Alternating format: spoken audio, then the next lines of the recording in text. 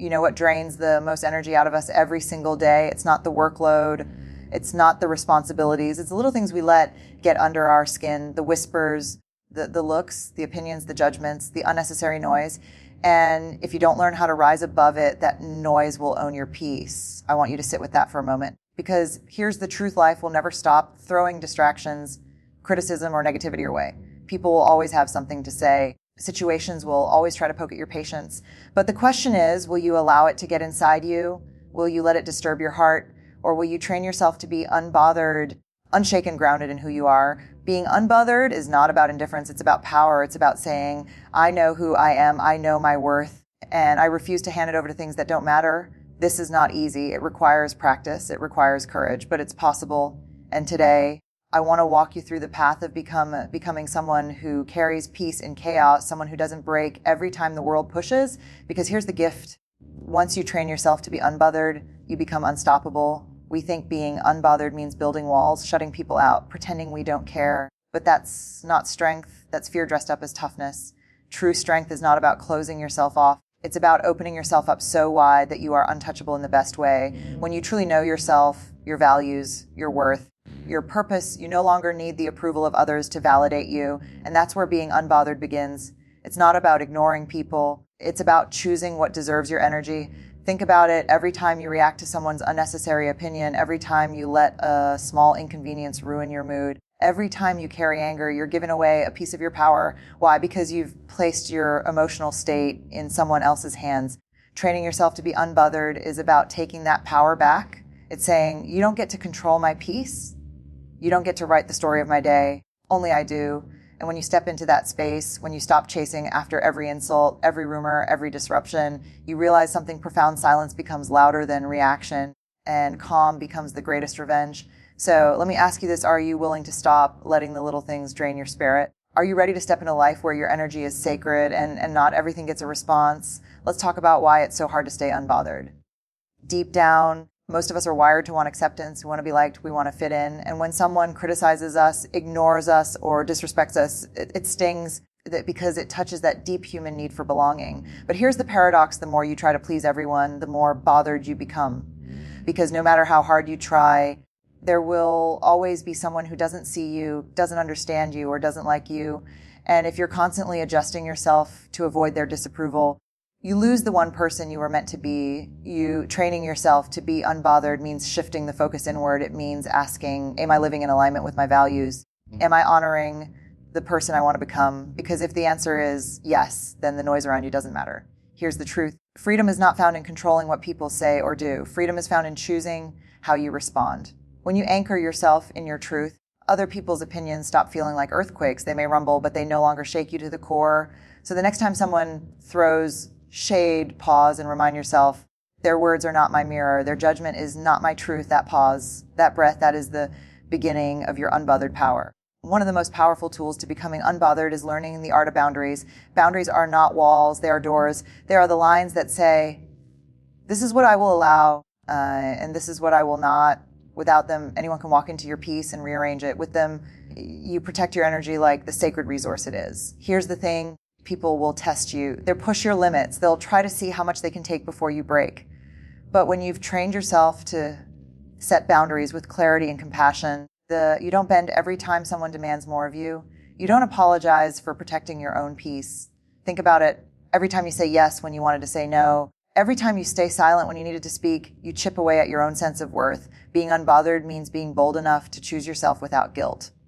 And I know that's uncomfortable. Some people won't like it. Some will call you selfish. But let me tell you this, protecting your peace is never selfish. It's survival. It's the foundation of a strong, unshaken life. So if you want to be truly unbothered, start here, get clear on what you will no longer tolerate, and honor that truth with every decision you make. That's how peace stops being a dream and starts being your reality. Now, let's get real about something. Being unbothered doesn't mean you stop feeling. You will still feel hurt. You will still feel anger. You will still feel disappointment. The difference is you won't let those feelings own you. Too often we confuse being unbothered with being numb, but numbness isn't strength. It's avoidance, and avoidance doesn't heal. It only hides. True unbothered living is not about shutting down your emotions. It's about letting yourself feel them, process them, and then release them without letting them poison your spirit. Think of it this way: when someone says something cruel, you may feel the sting. That's natural. But instead of replaying it in your mind 100 times, instead of building a whole story around it, you pause and ask yourself, does this belong to me? Or does this belong to them most of the time? That criticism, that negativity, it's a reflection of their pain, not your truth. And here's the beauty of training yourself this way: you stop taking everything personally. You stop carrying what isn't yours. You feel it, you name it, and then you let it go. Because the moment you realize that not every battle requires your fight, not every insult requires your energy, that's the moment you step into freedom. That's the moment you become truly unbothered. Let's talk about control. So many of us stay bothered because we're trying to control everything: what people think of us, how they see us, how they treat us, even how they talk about us when we're not in the room. And the truth is, that's a losing battle. You can't control people. You can't control their words, their judgments, or their actions. But you can control what you give your heart to. You can control the way you show up. You can control the narrative you choose to believe about yourself. Training yourself to be unbothered requires surrender. It requires you to release the illusion that you can manage everyone's perception. Because if you live for approval, you'll die from rejection.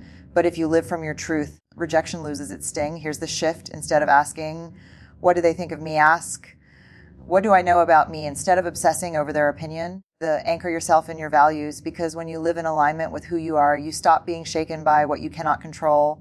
And here's the beautiful paradox: the moment you stop chasing validation, people start respecting you more. Not because you won them over, but because they feel the unshakable peace of someone who is grounded in their own worth. That's what being unbothered really is: not control over others, but mastery over yourself. Another part of training yourself to be unbothered is learning to choose silence over reaction.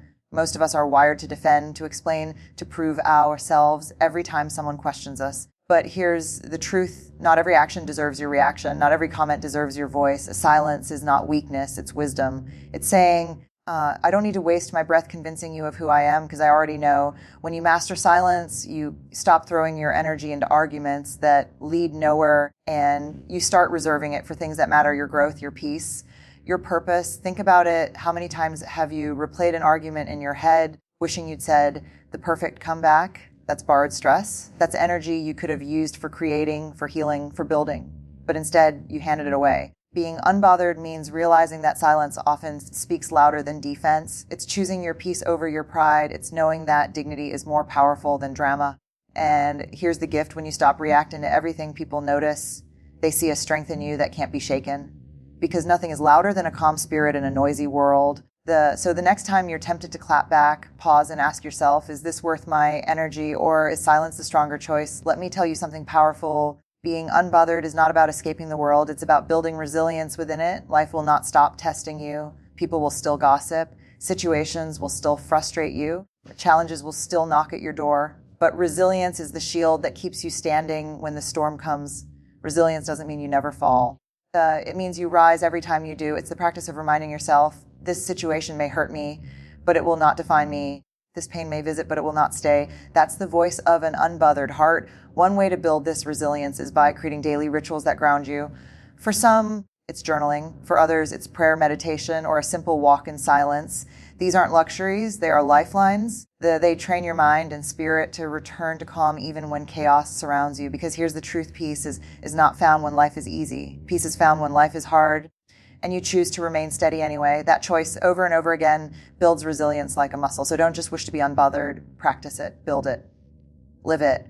And over time, you'll find that the things that used to shake you no longer have the power to reach you. Here's a truth we don't often talk about: being unbothered is an act of self-love. When you choose not to be consumed by negativity, you're saying to yourself, my peace matters, my joy matters, my energy is not up for grabs. Too often, we hand over our happiness to people who haven't earned it. We let a stranger's comment online ruin our day. We let one difficult person at work poison our mood. We let one mistake convince us we're not good enough. But why do we give away something so precious for so little? Training yourself to be unbothered is reclaiming that power.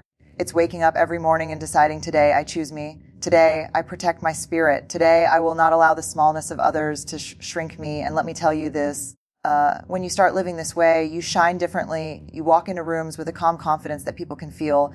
You radiate strength without even speaking, because peace has a presence, and that presence shifts the atmosphere around you. The most powerful people are not the ones who shout the loudest or fight the hardest. The most powerful people are the ones who remain calm in the middle of the storm. That is the power of being unbothered. So let me leave you with this. Being unbothered is not about building a hard shell. It's about building a soft strength, a strength rooted in knowing who you are, what you stand for, and what you refuse to give away. Life will test you. People will try to shake you. Circumstances will try to drain you. But when you train your heart to stay steady, when you choose peace over reaction, when you honor your worth above all, nothing outside of you can destroy what's inside of you.